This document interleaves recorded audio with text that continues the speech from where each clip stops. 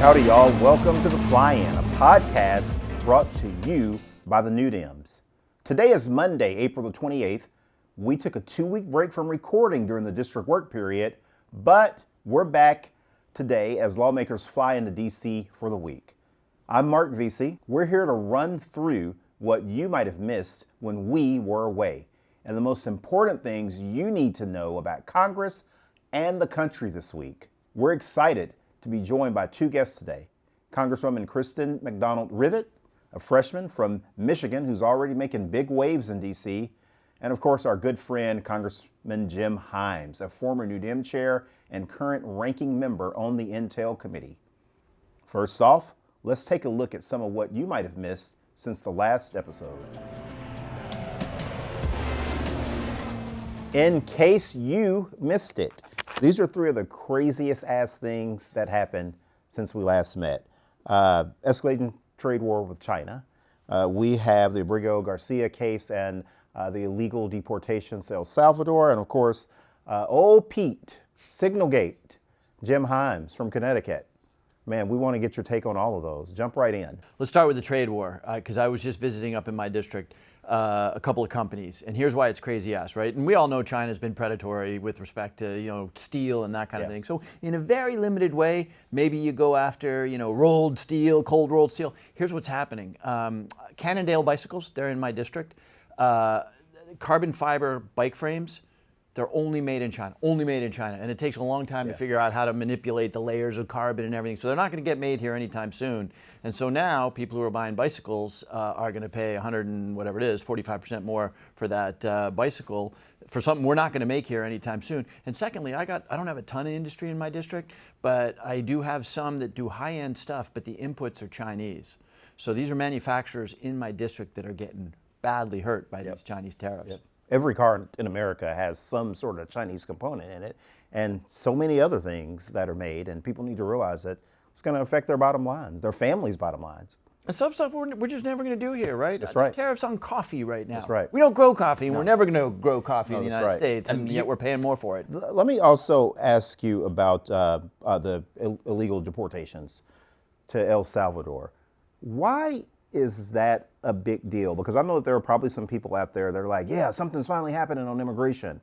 But why should we never be okay with any president, whether they're Democrat or Republican, not following the Constitution? Well, I mean, kind of asked and answered there, right? And I don't think anybody here or anybody disagrees with the idea that we ought to deport criminals first, right? If somebody is committing a violent crime, committing a felony in this country, my view is, and they're here illegally, my view is, send them out. They need to go. Two things. On the specifics of the Abrego Garcia case, they're not even alleging. They're saying that he's a gang member, but they have no evidence for that, right? And in fact, a court said he gets to stay. And that's the second and most important thing. Look, this has nothing to do with Abrego Garcia. This has to do with you're an American and you're comfortable with somebody getting shipped out of the country to a place where nobody can find you without any due process.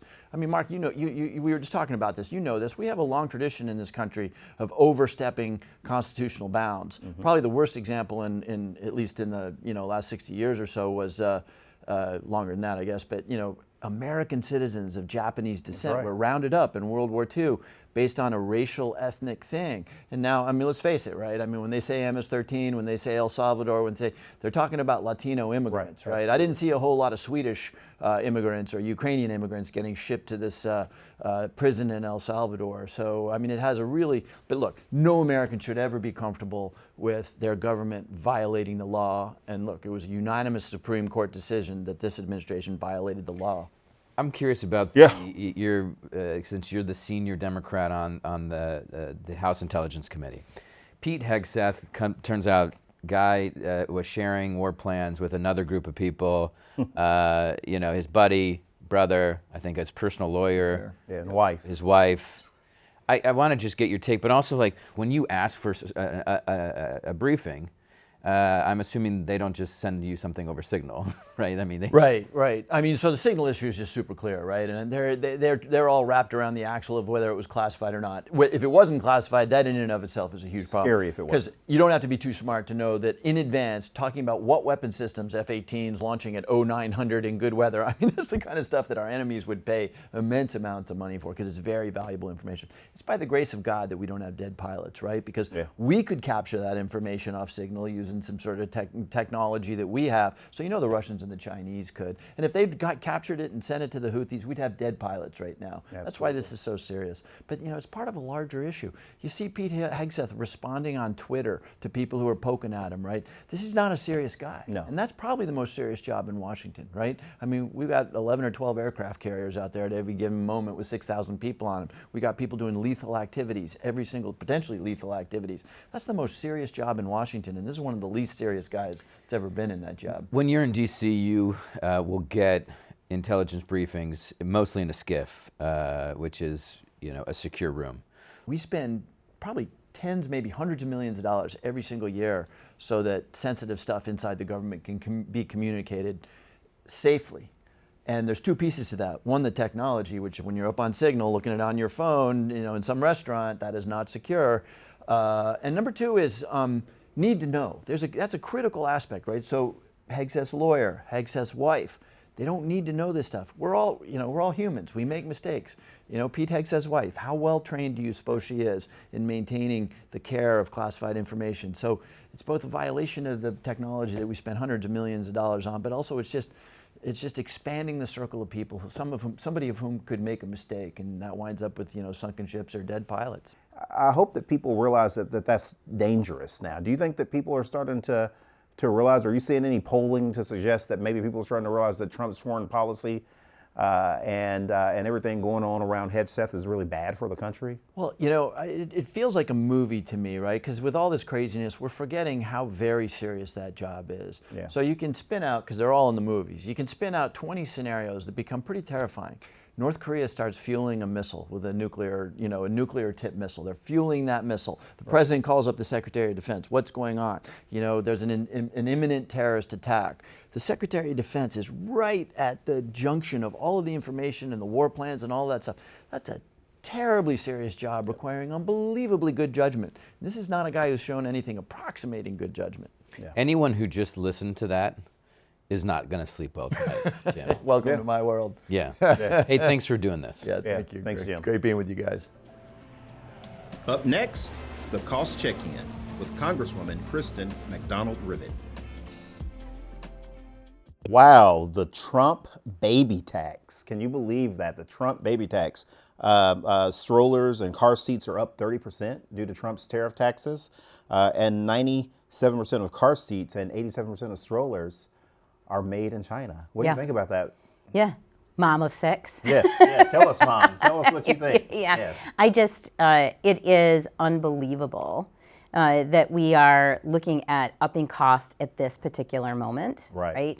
And a 30%, this is hundreds and hundreds of dollars.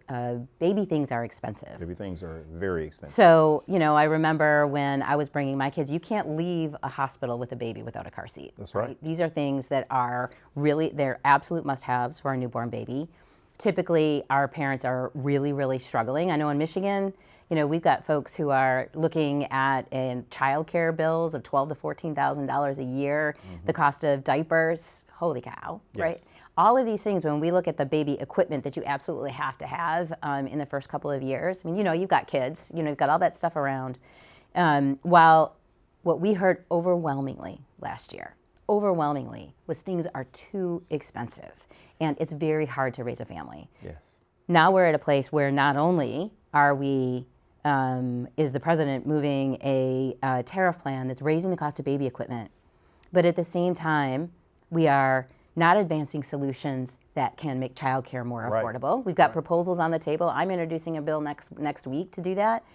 The Republicans have not put forward the expanded child tax credit, which they promised they would do, and the cost of all kinds of everyday items. So it's not just the baby's equipment. It's actually what's, the toilet paper on the shelves and the things that we all need, all that's going up.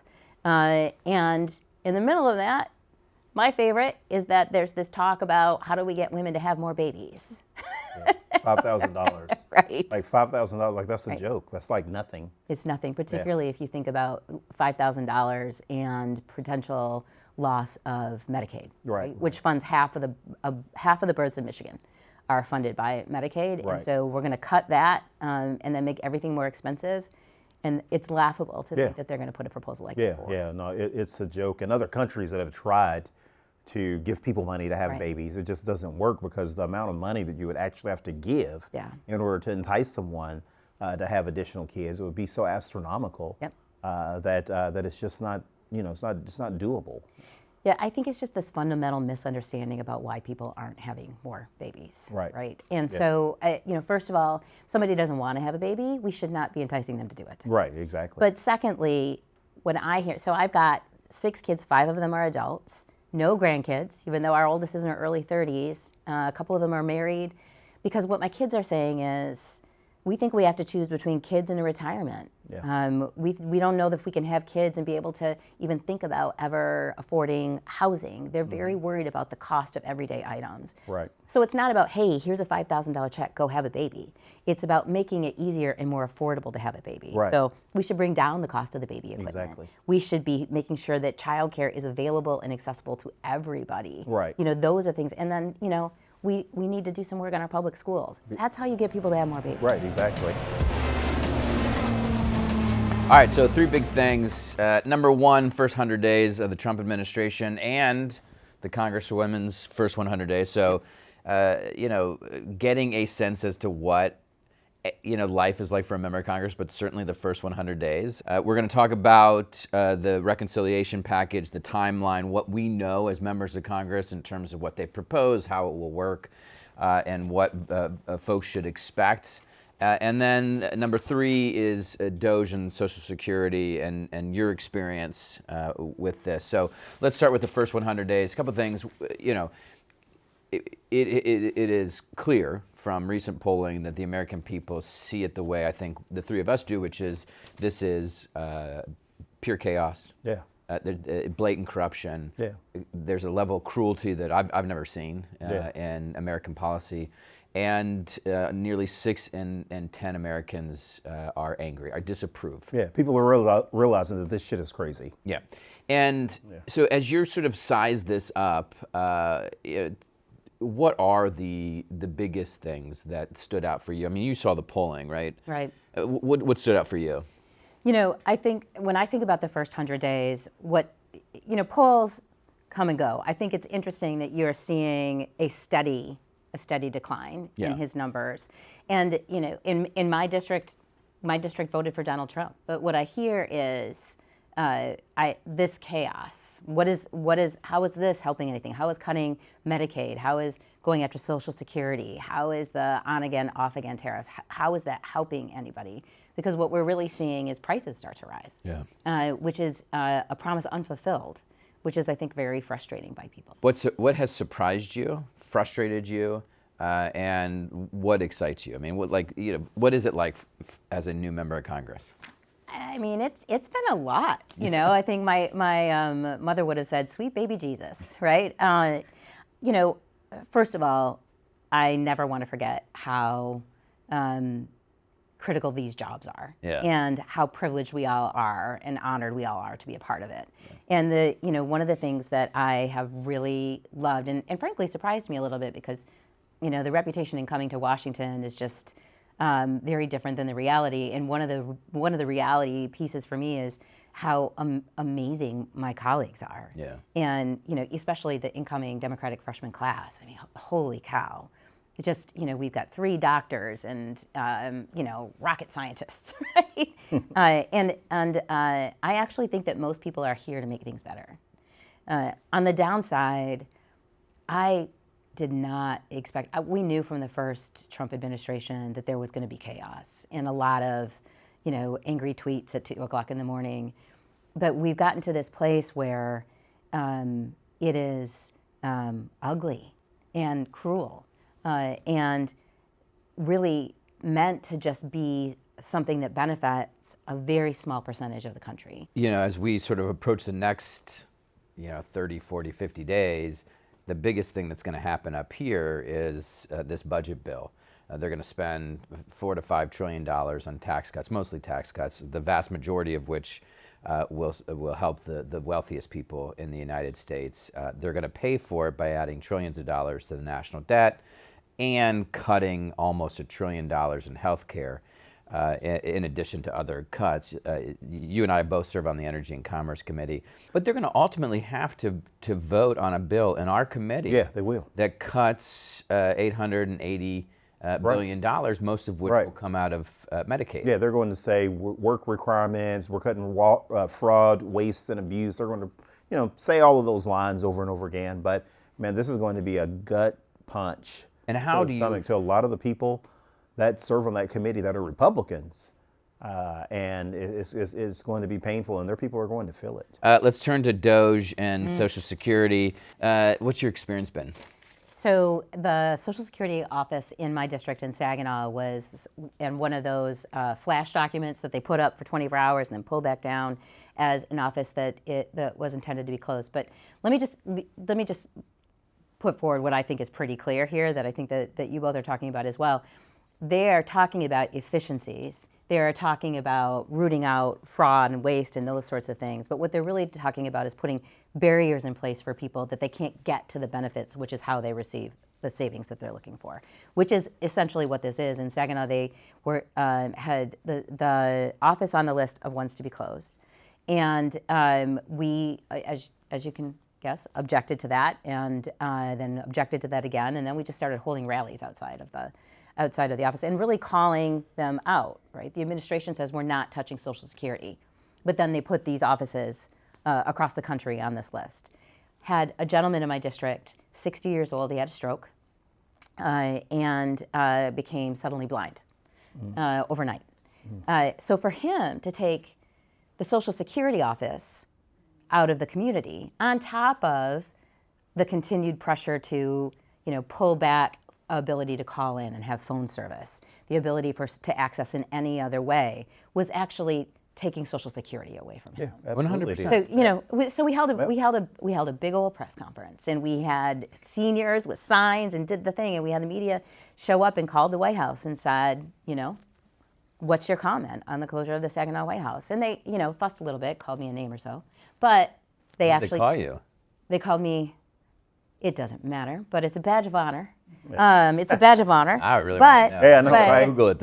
Yeah. But said, she's lying. We're not closing that office. Okay. Good. Victory. Yeah. Victory. I got them to say they won't close the office. Right. Because they absolutely were going to close that office. And you're right, though. Here's the hustle, right, that people aren't talking enough about. Yeah. Exactly what you just pointed on. They are going to say, hey, well, we gave him a chance to renew his Social Security, and he didn't. Yeah. And they're going to use that as an excuse to kick people off of Social Security. All right, let's get out of politics. Okay. You're flying here every week, and you're living in this new city. Tell me, what's been the thing that you've enjoyed the most? What do you hate the most, or just not enjoy? And then what are you doing with your free time? So I actually don't mind the travel. I don't. The back and forth part of it, Because you have a short flight. It's a short flight. Hour? About an hour and 15. Yeah. And the hard part for me. Or Mark. Yeah, I know. That's terrible. Yeah. With the time change. Mine's 52 minutes. Oh. Wow. I just feel like it's impressive. Yeah. Nice. That's Yeah. very nice. I miss my family. I really miss my husband. 100%. It's so same. hard to get used to. Figured out how with my youngest son, who's 15 now. We talk every night, and he honestly will talk more to me on the phone than he will in person, which is terrific. But it's a big deal job with a lot of responsibility, and getting a groove takes a minute. But what I've been trying to do, so Duolingo. Can we talk about Duolingo for a minute? Duolingo. So Love Duolingo. 2 years ago, it almost ruined my life. Wait, what? Oh, I love it. Seriously? Yeah. It That's is. great. It literally almost ruined my life. So 2 years ago, my son and Almost ruined your life. Huge fan. Yeah.